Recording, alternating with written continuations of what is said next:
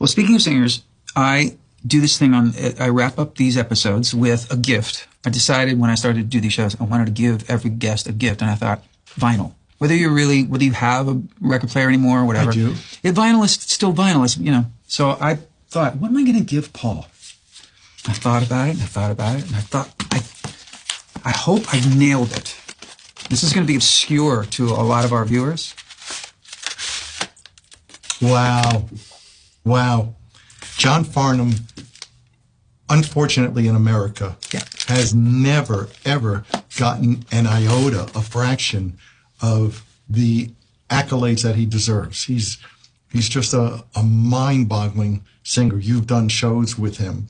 And in Australia, he's God. He's God. And he's gone through some very horrific times. Yeah. And boy, that guy can sing. But I thought, I know, because we've been talking about him the last, year or so. Mm-hmm. When you realized that I had worked with him, or I forget how it was that we connected on John Farnham, and when I knew that you really got it, like you appreciate him the way I do. I did this, I think I might have told you this, but in the 90s, I played a couple nights at the Greek Theater. And John came into town for something.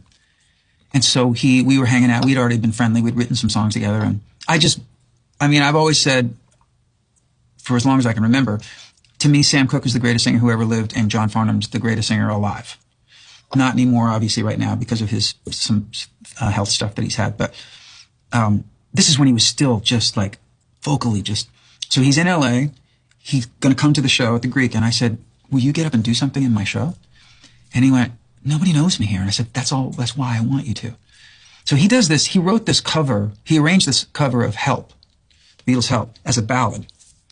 And it's a staple in his show in Australia for years. And it's so incredible. And the range is mind-blowing. So I taught it to my band, and I played piano. And I brought him out in the middle of my show to an audience packed at the Greek who didn't know who he was. And he got a standing ovation.